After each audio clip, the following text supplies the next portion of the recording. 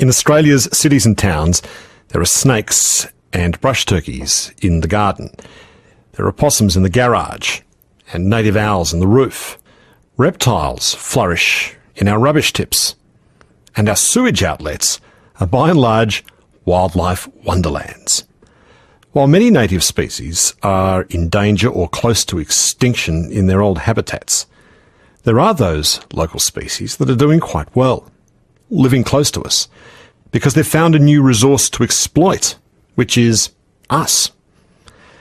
Biologist Tim Lowe is back on Conversations today, and Tim says this is all to be expected. Nature, he says, is dynamic, and many species can adjust quickly to the presence of humans. He says human activity in Australia has produced winners and losers. And this is the way it's always been in Australia. Humans have been altering the environment for thousands of years. Tim Lowe's book, The New Nature, has just been updated and republished. And he wants nothing less with this book than to change our idea of what the natural world really is. Welcome back, Tim. Thank you, Rich. It's great to be back. I've got bush turkeys, bush turkeys, whatever you want to call them, little whip snakes in my yard. There's a possum in the garage with her possum children. I'm not quite sure what you call possum children, but there's wasp nests around my window frames. What have you got at your place, Tim? Actually, I had a really good sighting this morning. It was like a baby brush turkey, so a lot of people don't recognise them because they just look like a little brown chook. And then a few days ago, it was weird. I had a whipbird turn up. It was a young male practising its calling. Not a lot of them in Brisbane. But yeah, currawongs are breeding, noisy miners. Get sick of that call. Can't get away from noisy miners. There's so many native huntsman spiders in the house, which is good. They eat the cockroaches. Yeah, it goes on and on. Heaps of lizards, blue tongues, pink tongues. Snakes? I haven't seen my brown snake for a while. I use my noisy miners to let me know. Certainly got carpet snakes. They're good at letting me know about those. And green tree snakes are still coming through. So yeah, I think there's probably more snakes than I hear. How comfortable were you living with a brown snake? Has it ever tried to go you? Well, I had a go at it because the first time it turned up, I picked it up by the tail. I thought, this is not right. You can't have a brown snake in suburban Brisbane. It's too dangerous. And I called out to my neighbour and I said, look, go and get a pillowcase and I'll put it in and we'll go and let it go. And I'm holding this thing by the tail because I grew up catching snakes. And while she was indoors, I'm thinking, this is really interesting, the thought of living with a brown snake, because I just moved into the house. So I let it go and then told her that it was thrashing around so wildly that I couldn't keep on to it. And yeah, it came back 6 months later and again, usually the noisy miners telling me when it was around. Can snakes get used to the presence of humans? Oh, I think it's well known that they do. I think I've heard a number of farmers talking about the situation where there'll be a brown snake around a certain side of the shed and that they'll go past it and nothing goes wrong, and then someone new will come in and there'll be a horrible encounter, they'll kill the snake or whatever. And so I think snakes get used to certain people. I've got a bush property and there's a very big red-bellied black around there and it is clearly used to me. I mean, I've been crouched down on the ground and it's come up and it stopped a metre away from me and I thought, oh my God, does it know I'm here? Because you can't quite tell what's going on in a snake's brain. And I just froze. I mean, I wasn't frightened. No one's ever been killed by a black snake. They're real pussycats. They're not aggressive. I mean, browns are a bit more bitey, but it moved off very slowly. And then the further it got away from me, it speeded up. And I thought, oh yeah, it knew I was there, but it was playing cool. One of the lovely things about this book for me was discovering where native animals are finding a new home in human structures. And you say that there are peregrine falcons living in skyscrapers in the CBDs of Sydney, Melbourne and Brisbane. Whereabouts in the skyscraper can they nest? Oh, they find ledges that are out of the weather, window ledges. I mean, there are websites. I ain't trained at peregrine nests. I haven't checked out any of those websites lately. But, yeah, there's really good footage of a pigeon being brought in by the peregrine and the feathers being plucked out and the chicks being fed and so on. So they're really interesting. I mean, there's not a lot of peregrines because they need such large territories, but they've really moved into cities in a very successful way. And it's just an amazing concept to think that you think of the urban pigeon. I mean, that's an introduced bird, sort of grey, ratty things, to think that these magnificent birds of prey, just grab one and that's it. Pigeons Wow. have got no idea. So they're swooping down and picking up pigeons and just taking them up to their nest and tearing them apart up there. Yeah. Have you ever seen them swoop in the city? I've seen them. I've seen them through in Melbourne. I saw one glide through the concrete canyons. I was just sitting on an outdoor cafe, but I have not been privileged to see the pigeon get it. I'd pay money to see that. That's hugely entertaining. Powerful owls are present in some Australian cities. Whereabouts do they live? Yeah, well, they're often in the Sydney Botanic Gardens. Last time I asked, they said, "Oh, yeah, there's a powerful owl here a lot of the time," and also in the Melbourne Botanic Gardens. Problem they've got is that they need big tree hollows to nest in. So it looks like there are birds that will spend a fair bit of time there, and they'll clean up the ring-tailed possums and the flying foxes. They're supposed to occasionally get cats. I don't think cats are their regular prey, but they are recorded eating that. But yeah, there's heaps of food. And it's amazing to think that when David Fleay, the great naturalist, wrote about powerful owls, he said these are a bird of the misty, remote forests, hard to see, hard to know about, and now we've got them right in our CBDs. Yeah. One day I was at the old ABC site in Brisbane, in Toowong, right on the Brisbane River, and everyone was coming outside because that afternoon, I think it was a frogmouth owl, had found its way onto the deck of the old historic building on this site and was just standing there, sort of glinting sleepily into the afternoon sun. I think it was groggy because it had been awake all day or something like that. So even those owls are living very close to us now. Yeah, well, I've got 20 frogmouths in my garden. You just hear the at night. A lot of people would have no idea what that is, but yep, there's yet another bird. I mean, all our cities, they've all got more animals than most people realise, and that the animals are just very good at keeping out of our way. You write that feather-tailed gliders are sneaking into plastic phone boxes that are up on telegraph poles. Why do they like it there so much, Tim? Okay, so this is not so much an urban thing, but in the country roads. So they like a tree hollow, and they want a really tight entrance. So if the entrance is too large, then snakes, goannas, big birds will get in, and that's not so good for them. So they've worked out that those telephone boxes are just a size where the entrance is just big enough for them, but not big enough for the things they don't like as company. And there are plenty of native birds who seem to like living on telegraph poles or on the wires as well. Yes, I suspect it makes sense that they're better than a tree. So if you're... Why? If you're a butcher bird or a hawk and you want to dive down on a mouse, you've got a really clear, unobstructed view, so you can see much further around you if you're on a wire or on a pole.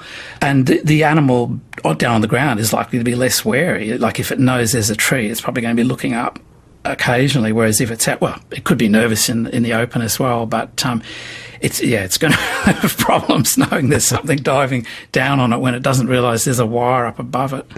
Bowerbirds, you're right, are finding they like blue. They're attracted to blue, and normally they'd find scraps of blue in the wild to make their nests with. But increasingly now they can find blue ballpoint pens, blue bits of plastic, blue this and blue that to make a nest with. That's increasingly the case. What's going on there? Are they able to pass that information on to their children or to other birds that there is this resource here, that human junk can be used to feather their nests? Yeah, it certainly is being passed on because they'll steal from each other. So people have found in the remotest bowers you can find that are miles and miles and miles from the nearest source of blue plastic. They will still have blue plastic in it. And it's believed in these cases they've just stolen from a bower that was half a kilometre down slope, and that got stolen. And so that bits that they'll often raid from each other. Now, bowerbirds, they're very smart birds. For a male to be successful in getting females to come to his bower, they tend to be quite old birds. They've got years of practice. So, yeah, they're certainly visiting each other's bowers, raiding each other's bowers. And this is a really good example where you can say, if a bird's living in our city, you might say, well, maybe it's because of the forest has been cleared, they've got no choice. But there's just as many blueberries and blue flowers as there ever were. But they've realised that blue plastic, it's so durable, the colours are so rich, it's exciting. It's a real turn-on for the female bowerbirds. And that's what it's all about, is convincing a female that you've got exciting things in your bower.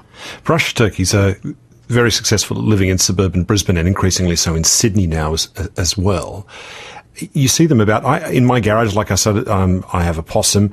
And when I first found her there, I thought, oh, you poor thing, you're probably the last one in this area. But then she's had babies. And then I've seen more possums in the area as well. All this is to say, I suppose, it's the point you make, that animals are not that different from us insofar as they're opportunistic, like humans. That's what hasn't been realised, because we have this sort of binary language. So we talk about natural opposite. So that always this idea that we are definitely causing harm to a lot of species, to majority of species, and we hear about that in the media because it is a real concern in Australia with the extinction record we've got. There isn't as much of a conversation about those animals that are exploiting us. That doesn't get talked about much, but it's happening big time. I mean, we know that brush-tailed possums and ringtails, they reach higher densities in cities than they do in forests. You know, if I wanted to show a foreign biologist a brush-tail, I wouldn't go into a forest. They can be quite hard to find. I mean, it's incredibly easy to find them just walking down my street. Well, I mean, they're easier to find in the burbs than in a forest? Yes. Why? Well, if you think about tree hollows in Australia, now most of the forests have been logged over, so they're missing a lot of those old trees with hollows. Then you get into suburbia. I mean, the crevices under houses, huge numbers.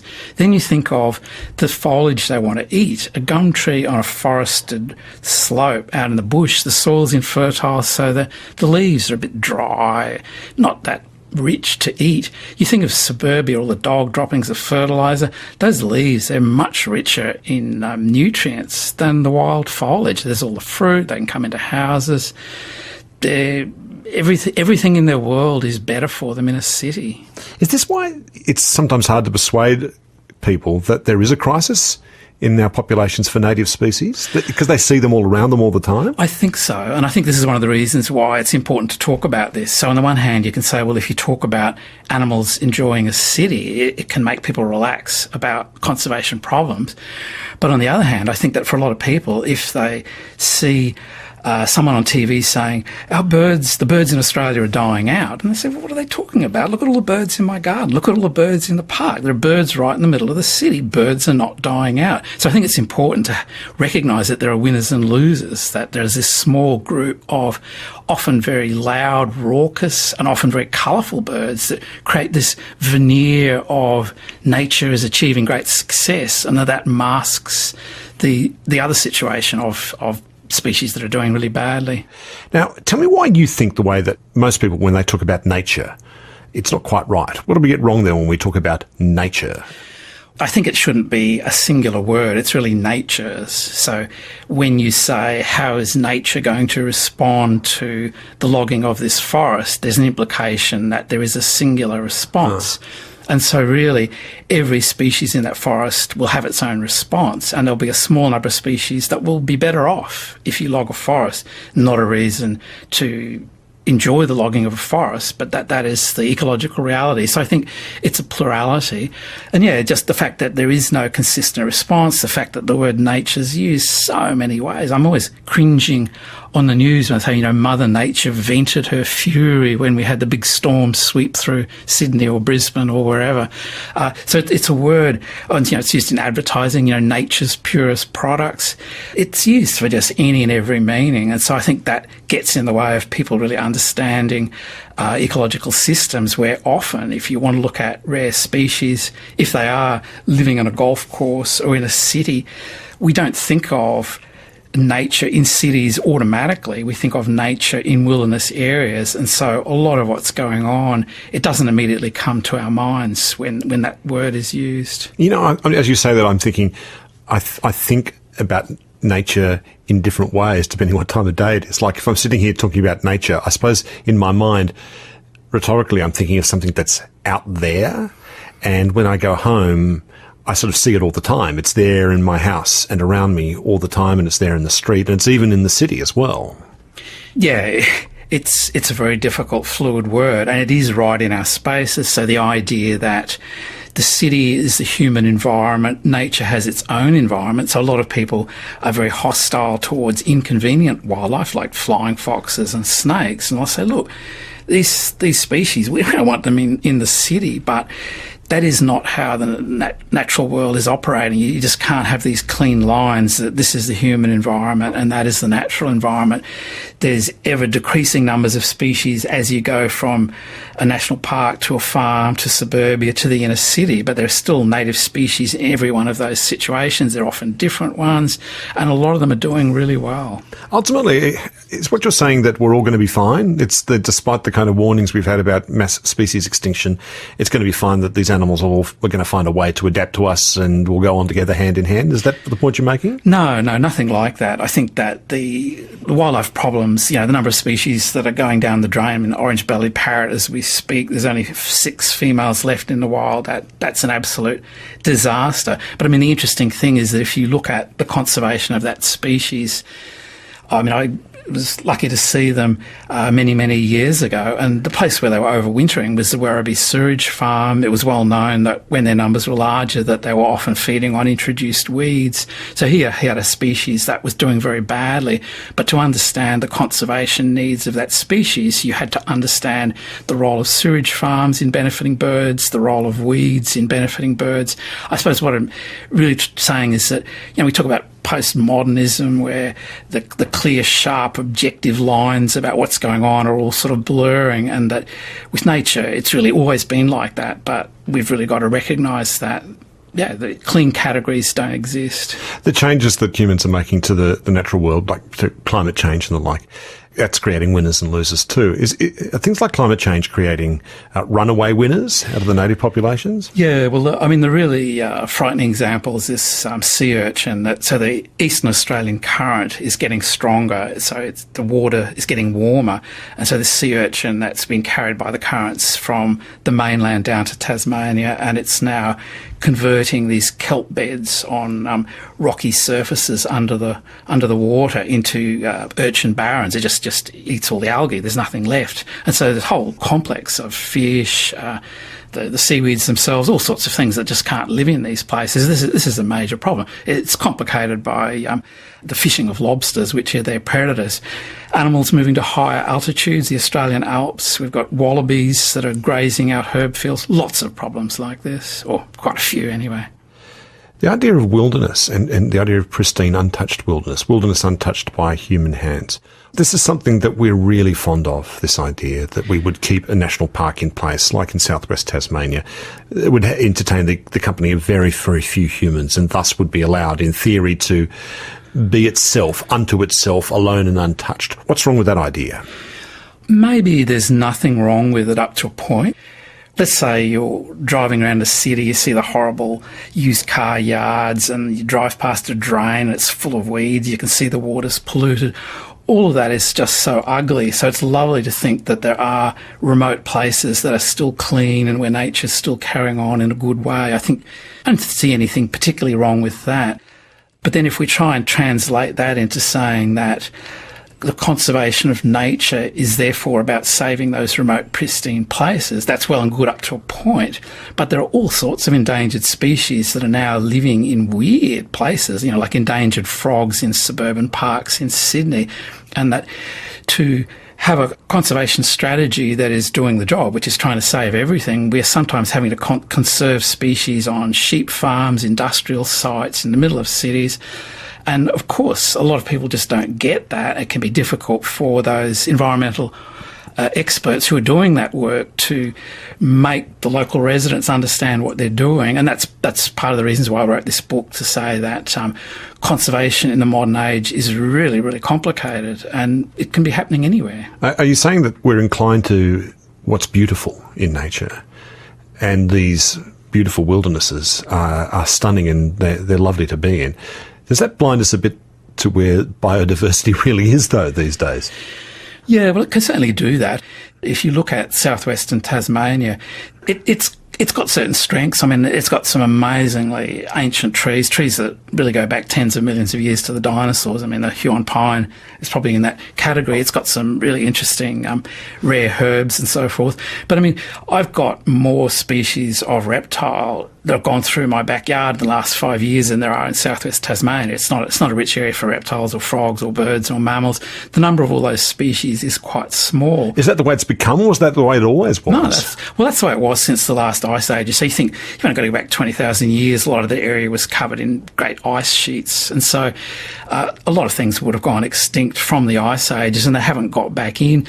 And the situation again in Tasmania is really, really interesting in that in the eastern half, there are all sorts of rare plants hanging on there, and they're hanging on in some pretty weird places like cemeteries. There's a rare orchid on a golf course, rare plants growing under pine trees and things.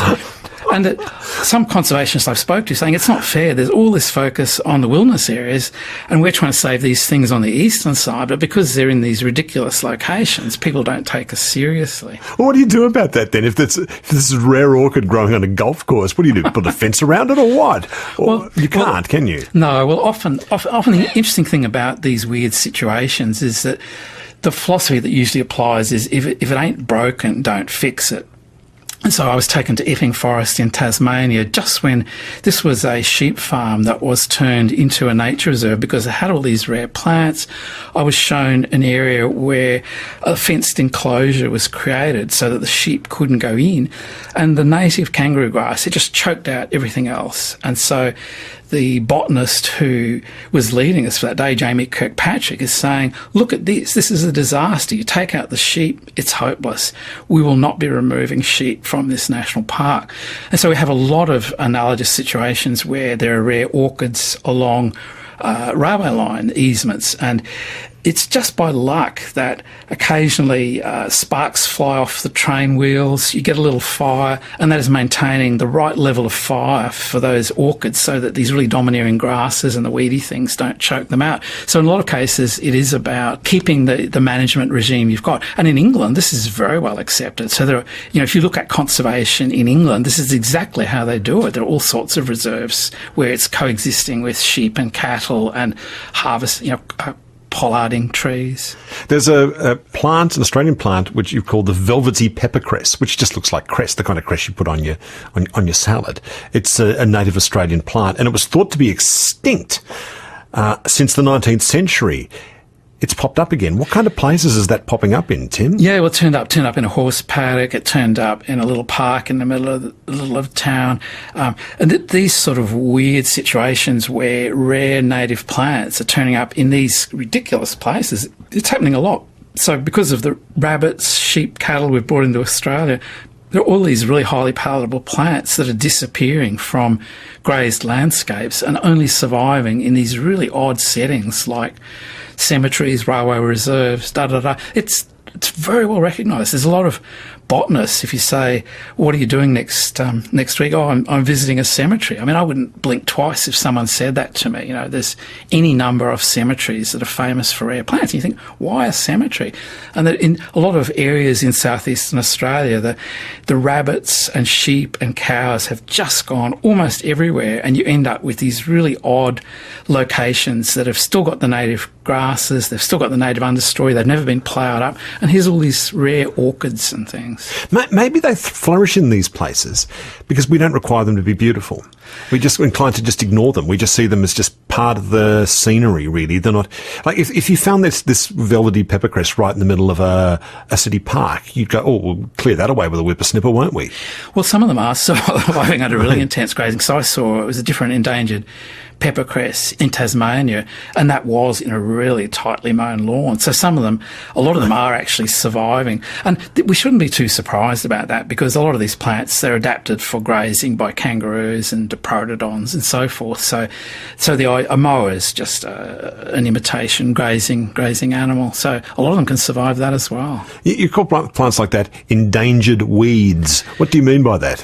Oh, well, I mean that ecologically they like disturbances. So there was a huge number of plants that they probably liked it when big herds of diprotodons went through and kicked the place around a bit, and they might have done badly when they went extinct. They're plants that grow where creeks decay and a bit of bank falls over. And a lot of these plants have done really badly because of all the introduced weeds that have come in. So when we start bringing in orange trees from overseas in pots, they're all weeds in the base of the pot. There are seeds inside the packets of seeds that are imported. So all the weeds from Europe, America, Africa, they will get here. They're competing with these native weedy things.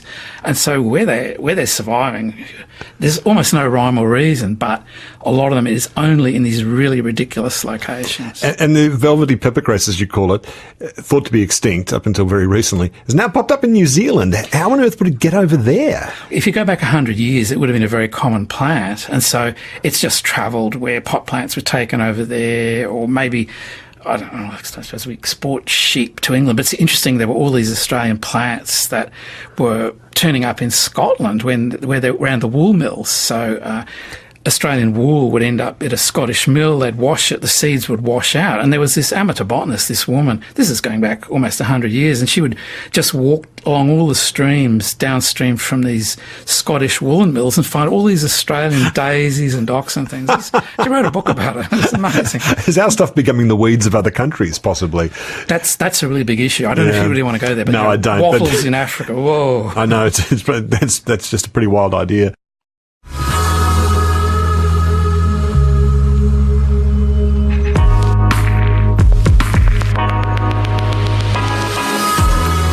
This is Conversations on ABC Radio.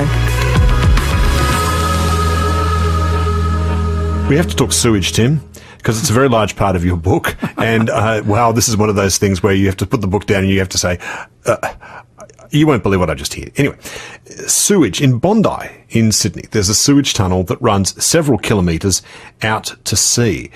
What's living around the outlet of that sewerage pipe out from Bondi? Well, they've cleaned it up these days, so it's not as rich as it was, but sewage pipes anywhere, you'll get greatly increased numbers of various fish, sharks, animals that will benefit off the nutrients. So you get these nutrient-rich ecosystems. So I see that right there. See, I see that we're being poisoned by our waves and waves of filth that we were pumping out there. Yeah, well, it's interesting to get these old descriptions when the Malabar sewage pipe, when the sewage hadn't been cleaned up, when it was getting all the abattoir waste from Homebush Bay in the middle of Sydney, and all these albatrosses from around the world are coming. I mean, I had people telling me that you would see the albatrosses in among toilet paper, feces, syringes, all this muck, and they were sitting there waiting for the abattoir waste, so the bits that have been ripped out of the sheep and cattle and flushed out to sea out of this pipe. And this is really fatty, meaty matter. It was really good food for albatrosses. And so the banding studies, it was easy to catch these albatrosses. They just, they were just gorged. Yeah, and they'd gorged themselves. They were really heavy, slow to take off because they'd overeaten. They would net them, band them, and find that all the main albatross colonies right around the world, like islands below Africa and beyond South America, wandering albatrosses from all of these colonies were coming to fatten up on sewage. So what this means is that, if you're buying meat in Sydney in those time periods, you're therefore involved in this waste products going out to sea, which are feeding albatrosses from all over the world. And that kind of weird connection, that applies in all our capital cities where so it's the wading birds, the waders around Werribee Sewage Farm, around Brisbane at Luggage Point, where they've got to migrate all the way up to northern Asia, to Siberia, breed on the Arctic tundra. And before they've got those big flights north, they will feed particularly on these mud flats near sewage outlets, because there are just so many worms and other things in the mud. So what happened then in Sydney around Homebush when those abattoirs were shut down for the Sydney Olympics? What did that do to the travelling albatross population that was coming down to feed on all that muck? Well, it messed them up big time. There just wasn't worth coming anymore. There's still squid for them to live on. But yeah, there was a report written by the biologists who were banding those albatrosses. They wrote a report and they said albatross numbers are going down. Now, we know that the main reason is long-line fishing, but they said we believe one reason the numbers are going down is they're no longer getting this sewage waste. So what does an environmentalist say in that moment? They clearly can't be in favour of keeping the waste pipe open, pumping all this crap into Sydney Harbour, can they? No, but it's certainly the case in Europe that where birdwatching lobbies are very important, that they have argued against the changes in the management of sewage farms. So there's this long-term trend to make sewage farms cleaner, to make them smaller. This makes them less useful for birds, because it's not just in this case, we're not talking about albatrosses, we're talking about ducks and wading birds. So there's a whole bunch of species, a huge number of birds that are benefiting from sewage farms. And it's well known, when you're a bird watcher, that sewage farms are often, I've visited sewage farms in Bali, in southern Africa, and all over Australia. And so there have been birdwatching groups complaining about the cleaning up of sewage farms. So once those abattoirs were shut down, and it was the 80s, I suppose, and the lead up to the Olympics, and they were taken away from the area, what kind of native species were able to move in to those old abattoir sites? Yeah, well, that's the interesting thing about what happened at Homebush, that here you had this colony of these endangered green and golden bell frogs, and they moved into this big pit that formed, so it filled up with water. It was the biggest population of green and golden bell frogs known. And what do they look like, these little frogs? Oh, they're beautiful, really bright lime green with golden stripes. I mean, it actually matched the colours of our Olympic team. Colours, yeah. So what happened to them now? Are they still there now? Yeah, very much so. So what happened was the you had the design for the Olympics, and there's meant to be big Olympic tennis courts put right there. And then, it's a legislative requirement. If you've got a major development, you do an environmental impact study. Now, whoever was doing that, probably would have been half asleep thinking, this is a bit of a joke. What am I doing wandering around an industrial site doing a fauna survey? But bang, green and golden bell frogs, red alert, endangered species. So the Olympic Authority played along, redesigned the Olympic site to accommodate the frogs, and they are there to this day. Recently, the UK comedian Bill Bailey was on this show, and Bill loves the natural world and rescued a huge Eurasian owl from a yum cha shop, which is a whole other story, and it's well worth listening to, that story. And I asked him where he was going visiting in Australia, and he said Werribee. Now, as a former Melbourne guy, Werribee, the sewage treatment outlet, was like, what do you want to go there for? It's like, that place literally stinks. And he looked at me like I was mad. He said, this is one of the most beautiful wetlands in the world now. What is out there in Werribee? Yeah, well, if you go back to the history of Melbourne, I mean, it's hard to believe now, but it was this incredibly polluted city with dysentery and putrid wastes in backyards. And so when the politicians finally decided to act, they built this huge sewage farm. So what we're talking about are a whole series of very large ponds. So the first ones, when the wind's blowing, it really does stink when you go there. But then water gets pumped into a whole series of ponds as it kind of settles out and gets cleaner. And you get ponds that they're still quite very polluted by our standards. But the little, I don't know what's living in those pools, but the birds, you can see the birds in there feeding crowds. I mean, I'm proud. I saw my first ever freckled duck at Werribee, and so there are surveys there where Werribee comes out as one of the most important wetlands in the whole state of Victoria. Like it's ranked as one of the most important wetlands. And these sewage farms all over Australia, I mean, the one at Darwin, I saw a crocodile crawling around in the sewage farm because there's just so many birds in there. It's much easier to get a goose or a duck. Don't these crocs get sick? Don't they get stomach bugs? Yeah, well, I mean, the crocs are fine because they can eat rotting meat, so right. they're really well adapted to it. But you certainly see some dead birds. So I think that it is actually an uneven environment for them. But I was in Alice Springs 2 years ago. Once again, I'm walking around there thinking, I've visited a whole series of wetlands. I've been in Central Australia for 2 weeks. There's so many more water birds in here than there are in any of the natural wetlands that I saw. I mean, it's just this overwhelming phenomenon. And yeah, if any one bird watcher says to another one, "Where are you going?" You say the sewage farm. It's like, oh yeah. Where do biologists go looking for reptiles these days?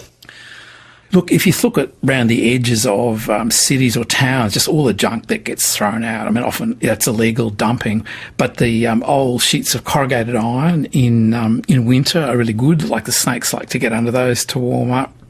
Any kinds of flat piles of junk, an old car door is really good. Slabs of concrete. It's amazing what you find dumped in the bush. So junkyards, in other words. Not a junkyard as such, but where that interface, like the edge of a rubbish tip where you've got bush, so there's vegetation, which means there are insects and mice. And then, old bits of junk. I actually got filmed once by an Italian TV crew, and they wanted to see cane toads. And so I checked out a farm where I'd seen a whole lot bits of junk. And so I lifted up the sheeting iron the week before they came, and there was some toads, and there was also a whip snake curled up. Came back a week later with a film crew, and I go, yeah, the whip snake's still there. Picked it up, and the thing snapped. It wasn't acting like a whip snake, and I realised I was holding onto a brown snake. So it's not just one snake using that sheet of iron. I mean, you've got like. All right, it's a reptile motel, in other words. Yeah, right. That's right. Everyone's coming to stay. Still a snake, totally different snake. But, that just sort of really shows what it's like. Tim, many of us have had the experience of being in some public park somewhere and had a great big ibis come near us, and you have to fight them off when they want to steal your chips. What's happening with ibises? And initially they started to appear in large populations around the Gold Coast, didn't they? And there was a story about what happened when they were nesting too close to Coolangatta Airport. Yeah, some biologists will tell you that droughts push them towards the coast. That's certainly the case. That a lot of the birds in our cities, in our capital cities, are actually outback birds. They've been pushed to the coast in a drought, and then realised that because of forest clearing, our gardens and parks are just like an outback woodland. With ibis, I noticed that when they were really bad around the Gold Coast, there were no ibis at all in Brisbane. And then they suddenly started turning up right in King George Square, the very most central part, middle of the city, clearly tame birds. And then I'm talking to people from the Gold Coast saying, we've just been trying to get rid of them from Gold Coast parks. So they were moving around, and I think it goes back to Healesville Sanctuary, where they had these tame birds. They had too many, they gave them away to other sanctuaries, and then all these smart, urbanised, humanised birds taught other birds what to do.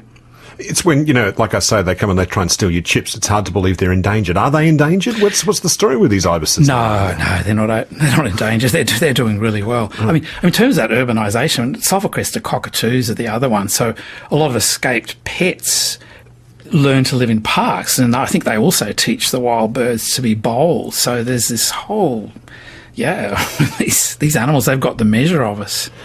There are huge camps of flying foxes, grey-headed flying foxes, in the botanic gardens of most of our cities. Why do they like those places so much? Look, Richard, that's an incredibly interesting question. And if I could interview an animal about anything, that would be the one I would go to, because there's so many places where they are mercilessly harassed, where you've got really serious efforts to move them out of cities for reasons that are very legitimate. You can say, well, why do we have these noisy bats roosting here when there's a patch of forest just a mile away? Why can't they move there? They crap on the car and ruin the Duco. Yeah, that's it. They would still do that because they'll come into the cities. So part of the reason why they want the city is the food resources. I mean, if you walked around Brisbane or Sydney right now and went looking for nectar in flowering trees or fruit on trees, you'd find a lot more than you would in a forest. A lot more. There's mango trees or stone fruit, depending where in Australia you are.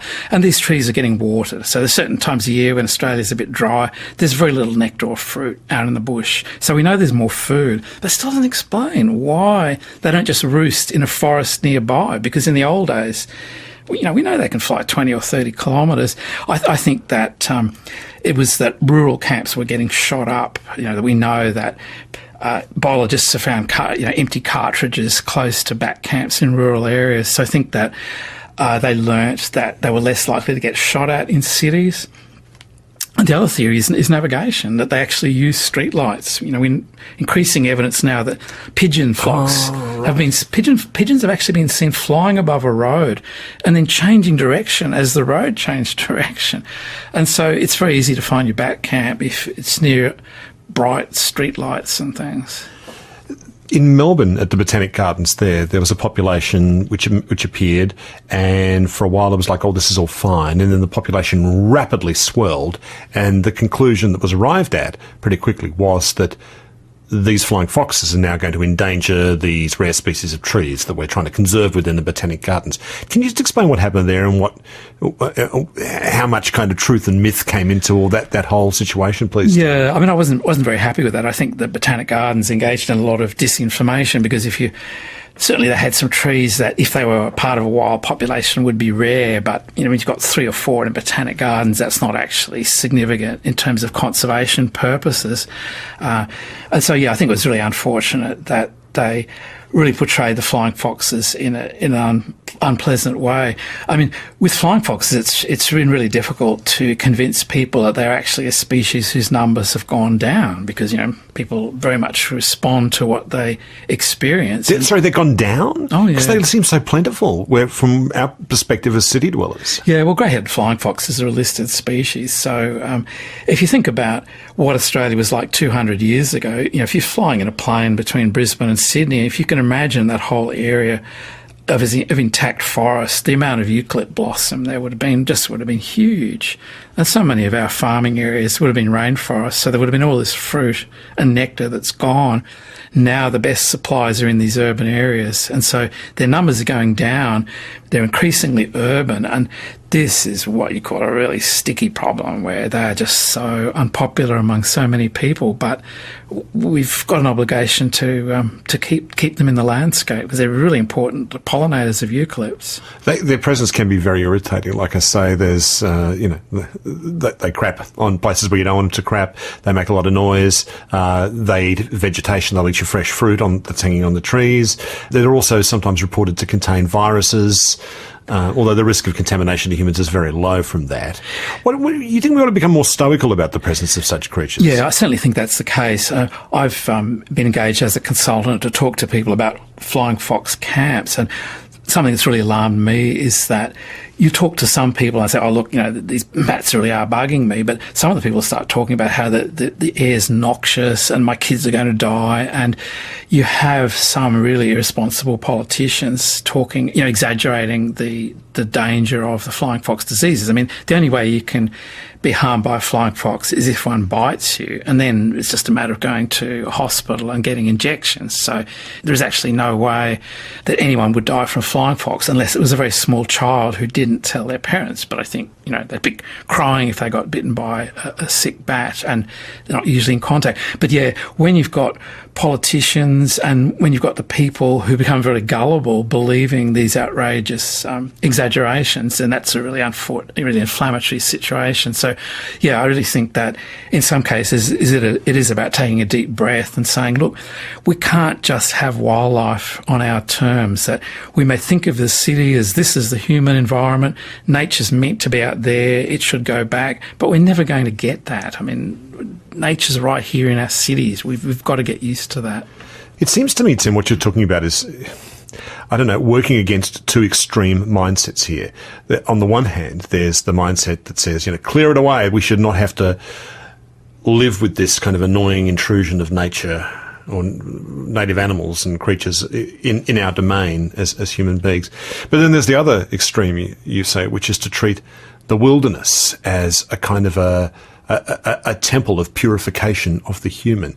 Where do we get this idea from? Is this an old idea or a new idea that the wilderness is where we go to purify our souls from the sludge of city life? Well, I think it's really an American idea from the 19th century, so that if you look at, say, the biblical meaning of wilderness, it was an unpleasant place. So, the devil's in the wilderness. So there was that picture of the wilderness as chaos, as howling wolves, as bereft of the civilizing influence. And then in the United States, they have their cities, they push back, and they became very romantic about the frontier. And as they were losing it, this idea of the national park, that Europe could celebrate culture, it had great cathedrals with artworks. What America had instead were these natural cathedrals. It had Yosemite, the Grand Canyon.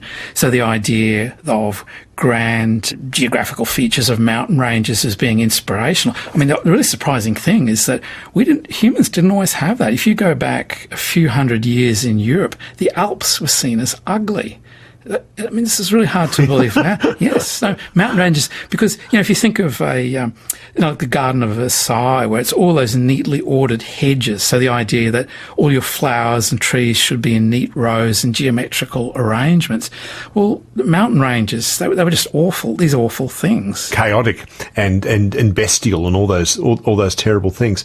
You mentioned there the Americans. I'm thinking of the first President Roosevelt, President Teddy Roosevelt, who was a rich guy from New York whose wife had died. He was depressed, and he said he went out west and found his soul again in the wilderness of the great west of the United States. Yes, that's right. So it was that American idea that you could derive spiritual strength from going into these wild places. It made you more independent. The sense that God spoke through natural wonders, so the idea that you could see his works in the natural landscape. Yeah, these were powerful ideas. Smell great, they look amazing. There's all this beautiful, the music of birdsong and all those things. Well, what's wrong with that idea? Do you think there's anything wrong with that, or what's not quite right with it, to your mind? Well, yeah, that's right. I mean, I think that's fine. It's just that, this whole idea that nature's out there, not here, is missing so much. So I think the problem is that I think it would be a much better society if we all draw inspiration from nature. But if you take the wilderness values to that extreme, what that means is that you've got to hop in your car. If you want to have a wilderness experience, you've got to get out of Sydney, go right out in some rugged place, go deep on a hike, and then sit on a log and imbibe the wilderness. Whereas I would say that you can have a much better relationship with nature if you see it as everywhere. You're waiting for your bus stop and you're looking at the birds, you're enjoying a little native plant that's growing, that's surviving in that weird location of the edge of the footpath. That nature all around you is a much more satisfying extension of that idea. Aboriginal people were interacting with the environments for thousands of years before Europeans arrived in Australia. What's your understanding of what Aboriginal people think, or some Aboriginal people think in any case, of this idea of the wilderness as an untouched place, untouched by human hands? I certainly interviewed one elder that to them the landscape should be managed, and that it's when you don't have the management that you have wilderness. So it is that old biblical meaning of wilderness that is a bit closer to the thinking that the idea that they go bush, it's good to get back, it's good to have a fire and to reimpose your presence on the landscape. That's what the country wants. When there was Aboriginal people were setting fires to large parts of the landscape in the past, is this another case of Australian native animals using human activity opportunistically? Who were the winners and losers when that would happen? Yeah. Oh, well, I mean, it's interesting that explorers like Leichhardt talking about how when Aboriginal fires were lit, black kites turning up because all the native rodents and lizards, grasshoppers running away from the flames, they became easy to catch. Now, if you think about why Aboriginal people were lighting those fires, often it was to create some green picked new grass that would bring in kangaroos.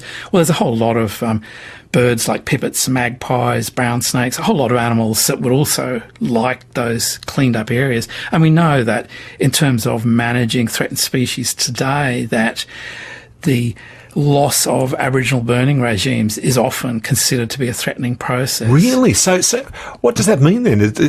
Should there be more firing of the landscape as a result? I mean, that's really important in terms of national park management. So parks like Kakadu, North Queensland, all sorts of parks where burning to try and imitate fire management is probably the most important, or some of the most important management that's going on, along with killing feral animals. When I was a kid, I can remember seeing some cartoons from America of Smokey the Bear, warning people to put that fire out in the national park because that's dangerous. It could burn down half the national park. We don't see Smokey the Bear anymore.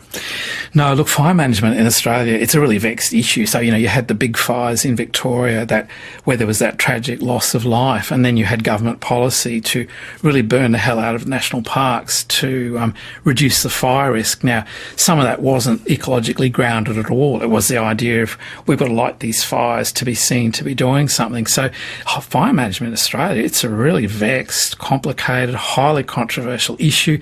Sometimes it's done badly and the species that are meant to be helped aren't. Like it's a Pandora's box. It's so hard to get it, to get the best fire regime. Is often because of houses nearby, you can't do what you want, droughts, etc. You say that this idea of going back to nature, it's a phrase we hear a lot, go back to nature, go back to nature. That's not really a helpful idea. Going forward to nature is a better idea. Tell me what you mean by that.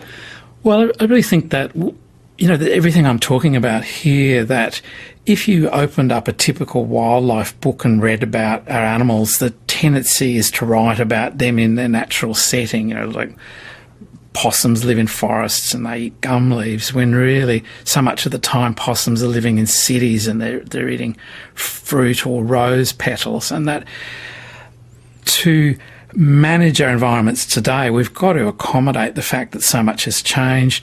To get the most out of our wildlife, there's so much happening around us that we shouldn't delegitimise it by saying that is not real nature. It's far better to enjoy the nature experience wherever you can get it. That I think that, we need to really recognise what we sort of intuitively know. I mean, there's animals in our cities, but often that isn't talked about. And so I really think getting it into our consciousness and having that conversation about where is nature in the landscape today and how do we live with it better.